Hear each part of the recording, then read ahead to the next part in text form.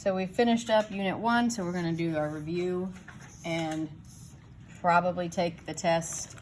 It'll either be Monday or Tuesday, depending on how quickly we get through this review packet. All right, so go ahead and get your name there. The parent signature, you don't really need to do. I've already messaged your parents to let them know that the math test was coming up. The test, so we'll put either Monday 9, what's Monday gonna be, 21, or Tuesday 9/22, and it will depend on how fast we work.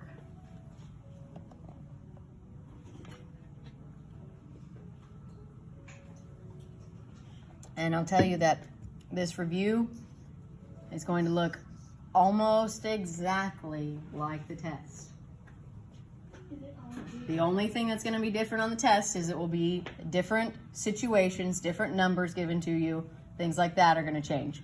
But the actual problems are almost exactly the same.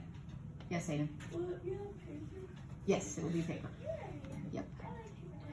Yep. Okay, so number 1, starting off easy with the dot plot.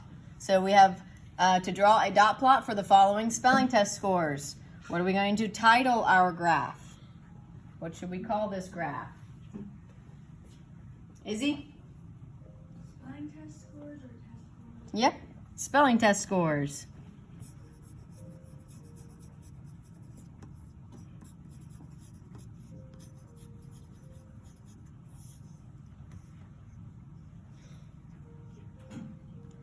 Now, what do I need to do to be able to build the dot plot here? I have a number line, but it's completely blank. So what do I need to do? Jagger? I need some labels, right? What could I do as my number line here? If we look at what my scores are, where would be a good starting place?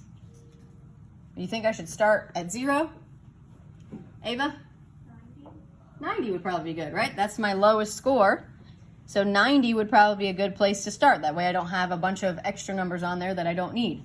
So if I start here and say that this is 90, and I go up to the top and say this is 100. That's exactly what I was thinking.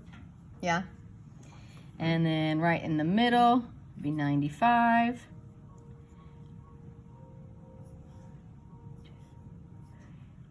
Four.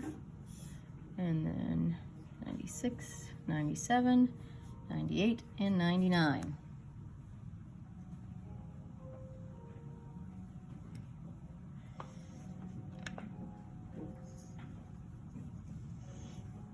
And what do I put for my unit? Unit is what those numbers stand for. What are those numbers standing for, Elena? Scores, yes. And then I would even put in parentheses percentage so that people know that a 92 means you got a 92% on the test.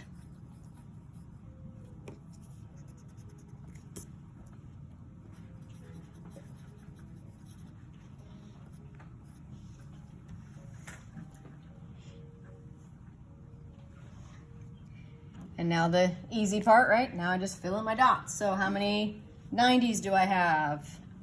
Devin, how many 90s do I have? 3, yep.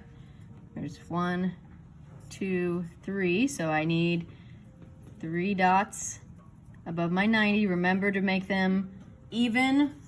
Try to space them evenly. Make the size of your dots even so that when I compare the height of those dots, I can see automatically which one is the mode. So then 91. There are no 91s, right? 92. May? Only 1.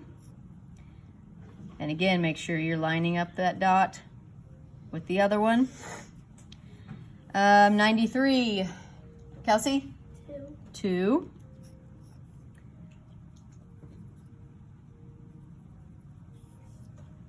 94. Hayden? 1. 95. Ava? 1. 96. Izzy? 0. There are no 96s. 97. Maddie? 1. 98. Kelsey? None. 99. John? There's 2 hundreds. Right, so no 99s and then 2 100s.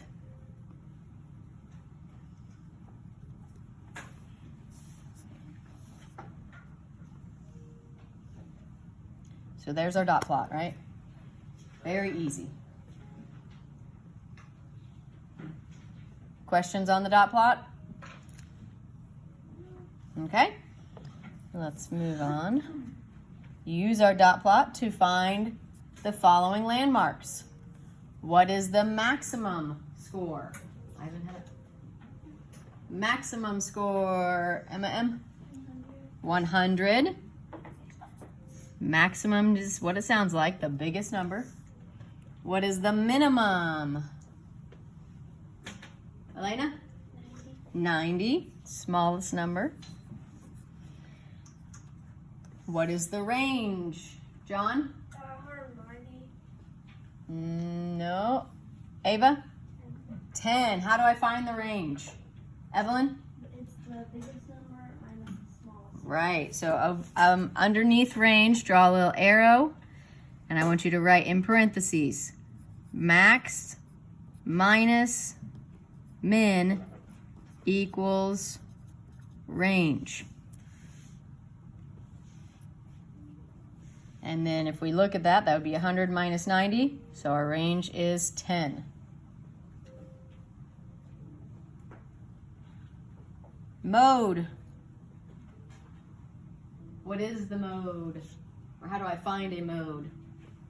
Izzy? Most often. Most often. I always think of that M-O, most often. So which one is our mode, Hayden? It's 90. 90.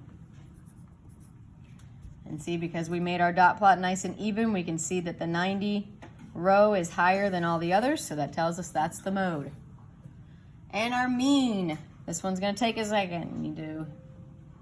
How do I find the mean? Emma? You have to add them all together and then divide by how many dots there are. Right, we add all of our values up, all of our test scores, and then we would divide by how many there are. So, does anybody, let's see, I'm going to make it to save time. I'm going to use my calculator.